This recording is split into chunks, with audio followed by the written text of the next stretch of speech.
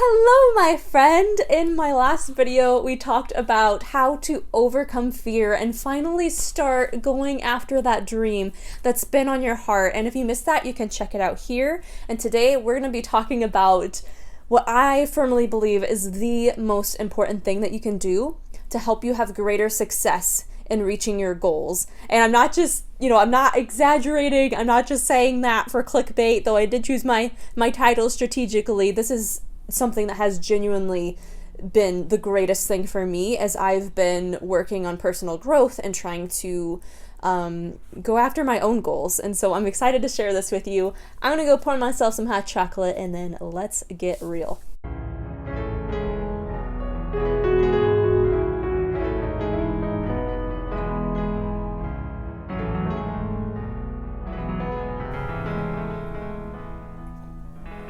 So the best thing that you can do to help you have greater success in reaching your goals, and spoiler alert, it was on my shirt the whole time, is to learn more about yourself. Well, thanks for watching. Until next time, keep it real.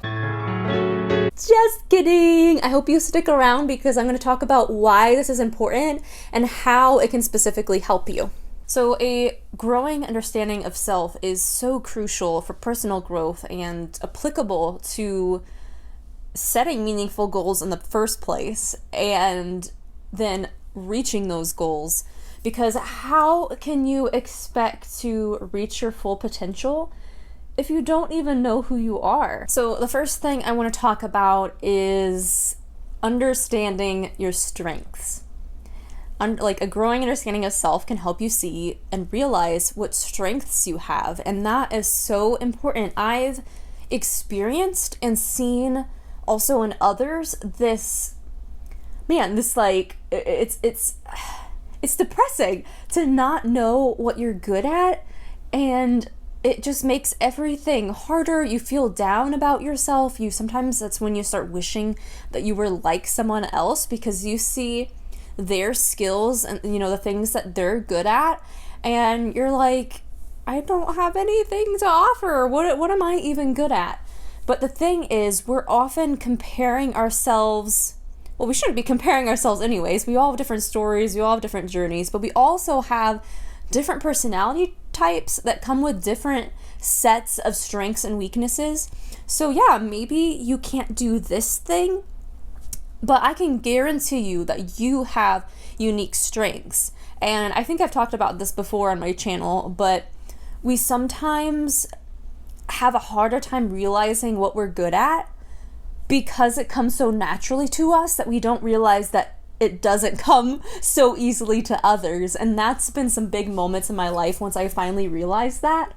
I think I've also shared this before on my channel, but for anyone who's new and as a refresher for those who've been here a while, a little part of my journey and my story was that in high school, as I was learning more about who I am and what I can offer the world, I had a misunderstanding of who I was. And I read this book called The Introvert Advantage, and that helped me finally see some of the strengths I had that I was taking for granted and didn't really know were strengths, because I didn't realize that extroverts weren't as good at these things. And then I was starting to get into Myers-Briggs and learning about my personality type through that system as well just opened my eyes to oh yeah, I am good at that. Other people aren't good at this. I didn't even really recognize this as a strength and this superpower that it really was. And I just remember being so depressed and down on myself of it being in this place of misunderstanding who I was and not seeing the good things that I'm sure other people probably saw in me, but I just didn't recognize. And I don't want anyone to ever feel that way again. And so that's why I'm so passionate about all these different things that I do here and helping you learn more about who you are.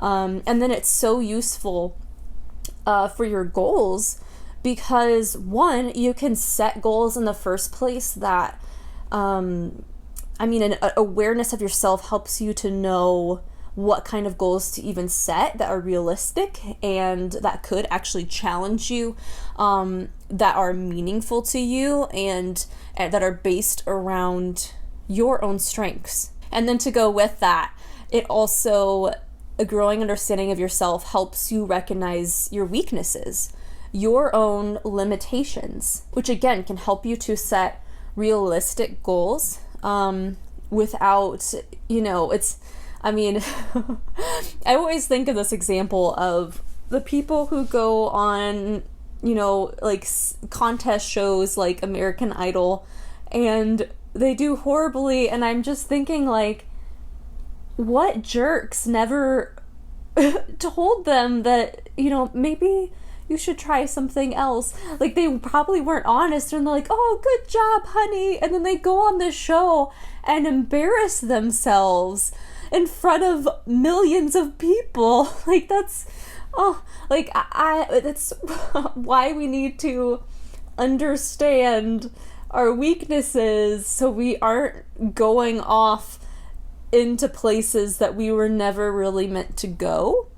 The sweet spot for us is finding where our skills and natural abilities overlap with our passions, because sometimes there's things that we are passionate about, and there are things that you can definitely develop. There are skills that you can work on, but like, why spend so hard grinding away at something when over here you have, maybe this other passion that you could just skyrocket and achieve so much more in a short time? So it's finding that sweet spot where it's still something that, I'm trying to make a Venn diagram, but my hands are too little. You know what I'm doing. Of where that crosses over, of what do I enjoy, what am I passionate about, and then where that crosses over with what are my strengths, what am I good at. Understanding your weaknesses also helps you to know where you should give yourself some more grace. Because if you're a perfectionist like I am, it can be really easy to think you should be farther along than you are, or maybe you're comparing yourself to other people who made progress a lot faster than you. But if you recognize where you're at and your current level of capabilities and what your natural strengths and weaknesses are, you can give yourself more grace, because it's something that you can still keep working on. You can still improve your weaknesses, but you start to be kinder to yourself, recognizing that, hey, it's okay that I'm going slower in this area because this isn't an area that I'm naturally good at. I might be able to have some faster progress and do better in this other area than other people, but there's also going to be areas that I'm a bit slower at because it's hard. It doesn't come as naturally to me.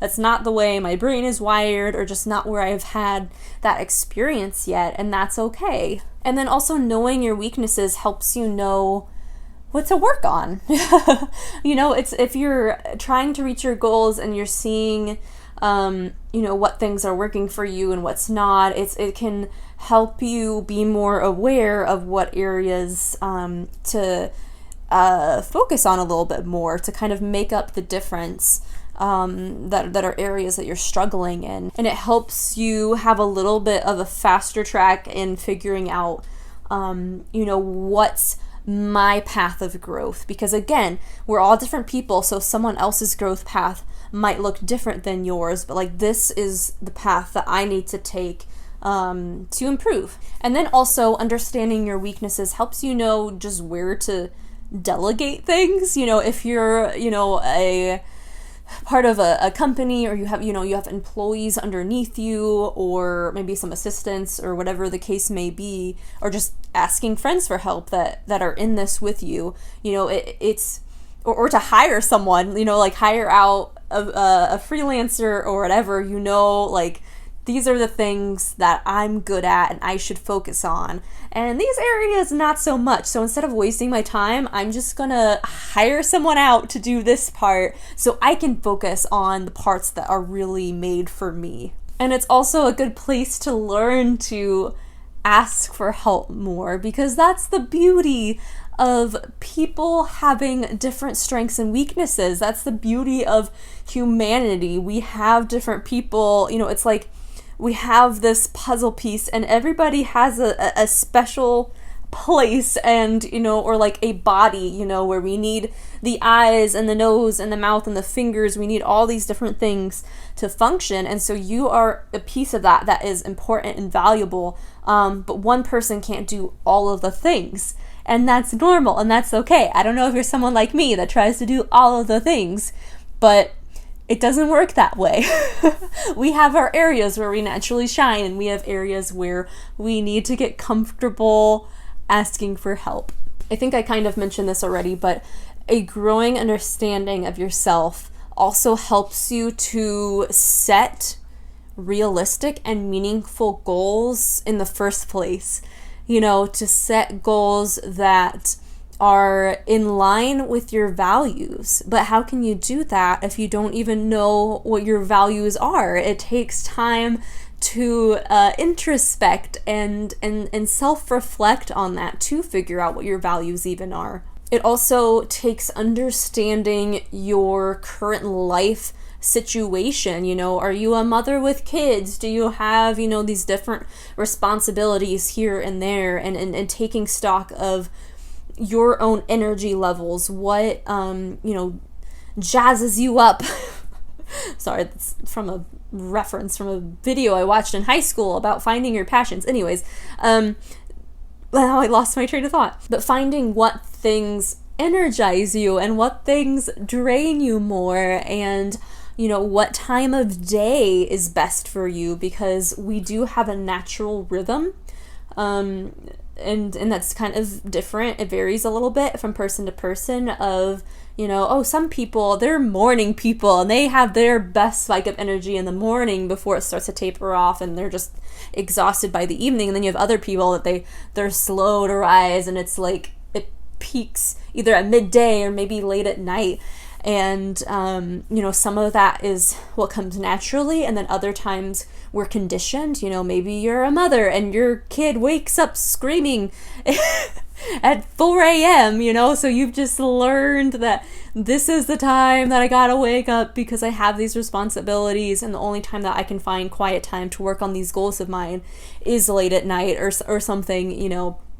It's developing an awareness of your situations and an awareness of yourself and how your body and mind and everything is reacting to those different life circumstances. Another beneficial thing that comes from learning more about yourself is learning what your obstacles are. Maybe it's something that comes from traumatic experiences from your past that you're having to deal with, or maybe it's just, this is how my parents raised me, or this is the models that I saw growing up that then I was kind of like, that's just what I've carried with me, that I've been conditioned to do it the same way. But then to actually observe that and become aware of that, and then also analyze, is this serving me right now? Is this actually what works best for me personally? Or is that what worked best for my parents at the time? Because, maybe we're different personality types, and so maybe something else would actually work better. It's also learning your triggers and your personal obstacles and your habits. What are your current habits? What things are causing a reaction in a certain way? What things are getting you to get stuck in this loop of trying to distract yourself or do anything but work on your goal? Getting to the root of that and figuring out why, with kindness, with curiosity, but just to kind of take a check in there, just take a look in and check in with yourself, and kind of just develop a greater awareness, which starts with observation. Specifically, learning your personality type is very beneficial in helping you skip a lot of trial and error in finding what works for you as you're working towards your goal. Because as you will hear me say here again and again, we are not cookie cutter people, so we can't follow cookie cutter advice. What works for one person may not work for you, and that is okay because we are all different people. So learning more about yourself helps you to figure out what will work for you. And there might still be some trial and error there, because even if you know your personality type, you're still going to be different. There's still different variations of for each person, right? But understanding your personality will at least give you a better clue at what might work for you, which gives you a good starting place to start testing things out. Because you might currently be meeting extra resistance because you're trying to do something maybe that someone else recommended to you. Like I said before, maybe it's the way that you saw your parents doing something, and it's just not working for you. But it might, you might not be the problem. You might not be doing anything wrong. There just might be a better, an easier path for you. And so understanding yourself and your personality and how you operate can help you find that easier path to your goals. And as you learn to understand yourself better, and maybe you start looking into different personality types, it helps you so much when you're working with coworkers or teammates or your clients. It helps you get better insight into how their minds operate, because I think that's where a lot of conflict and issues come from, is because we assume that people think the same way that we do, that this is the right way. It works for me, so why is this not working for you?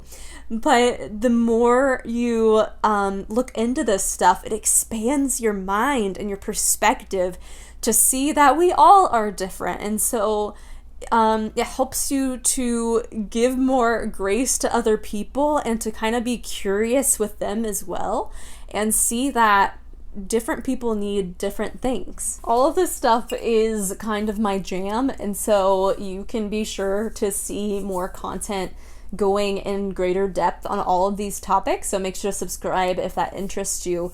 Comment down below to tell me if there's a certain aspect of what I talked about today that you'd like me to cover more. Because there's so many different things that we could talk about, like from energy management to your sleep pattern to just figuring out how to effectively observe yourself and then make sense of what you're observing, and then getting into personality specifically. There's so many different things that we could talk about there too, and actually in my next video I am going to cover some basic personality theories, some different systems. So I'll tell you this is the learning curve of this one versus this one. This is a good easy one to get into.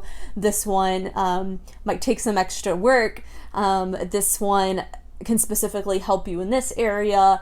This one is meant for this, and all that kind of good stuff, because I know that if you're new to this, it can be overwhelming and where do I even start? What does all this mean? And some of you out there are super practical, and you're which one's actually going to help me, Anna? So I'm going to help you out with that in my next video. But still, let me know down below if there's a certain personality theory you would like me to go in greater depth beyond that with. Just let me know. And other than commenting down below, my other call to action for you is to just start observing yourself more. Just start to pay attention to your actions, to your reactions, to what thoughts come up for you throughout the day. Just be aware. Just practice awareness, because that is a really great and crucial first step in learning more about yourself. And I guess that's it for today. So until next time, keep it real.